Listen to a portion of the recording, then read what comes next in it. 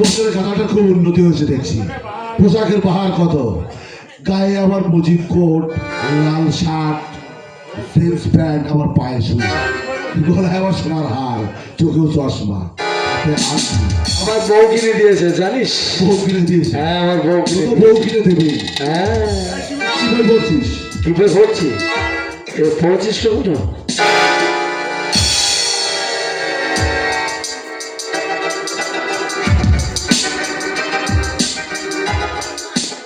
ইংরেজি বই, তাই না? জীবনে পড়েছিস কখনো ইংরেজি বই? না, আমার পড়ার দরকার নেই। তাই হাবা কি? তোর বউ তোকে দিয়ে এই পাটি বেড়ায় না তো? পা টিপিয়ে নাই না নাই না নাই না নাই না নাই না বুঝলে নাই নাই পালাচ্ছিস কোথায়? ভিতরে যাচ্ছি। ভিতরে যাওয়ার দরকার নেই, এখানে দাঁড়া। অনেকদিন এই চাবুকটা উপসী হয়ে পড়ে আছে। আজ এর উপোস ভাঙতে চাই, এই চাবুক দিয়ে তোকে রক্তাক্ত করতে চাই। আমার নাম চন্দন চৌধুরী। এই চন্দন চৌধুরীর সামনে এত উচ্চ গলায় কথা বললে তোর চিন্তাকে সারাক্ষণ পাত করে দেবো। আদালতে তোর বউ তার কাজ তো পেশ করেছে, সম্পত্তির ভাগ দিবি, তাই না? সম্পত্তি। আমার কথা শোন, আস্তে আস্তে বল। আদালতে কেস করেছে আমার বউ, তুই চাবুক নিয়ে আমারে মারছিস কেন? আমি তো আর কেস করে তোর বউ আদালতে আমার নামে দরখাস্ত পেশ করেছে, সম্পত্তির ভাগ অর্ধেক এই জমিদারের অর্ধেক। আমি বেঁচে থাকতে তার এক কানা করিও পাবি না, সম্পত্তির অর্ধেক ভাগ নিবি, তাই যা ভাগ দিয়েছি যে সম্পত্তি।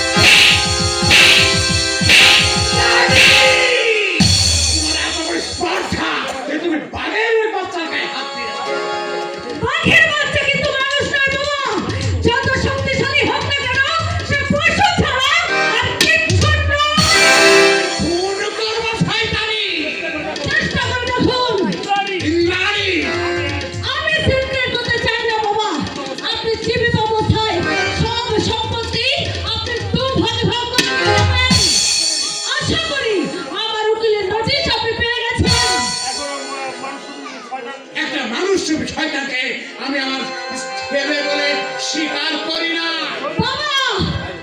তুমি যদি ভেবে থাকো ওই হাবাকে শিকন্ডি রূপে দাঁড় করিয়ে আমার সম্পত্তির ভাগ আদায় করবে, সেটা তোমার আকাশ কুসুম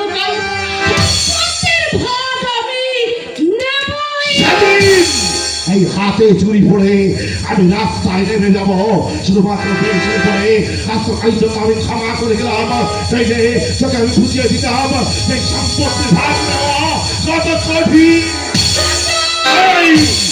একটা কথা মনে রাখিস, তোদের মেয়ে আমার নাম হচ্ছে চন্দন চৌধুরী।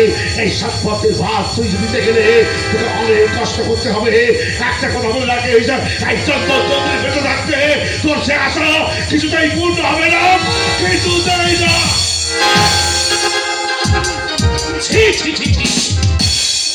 তোমার উপর আমার আস্থা ছিল।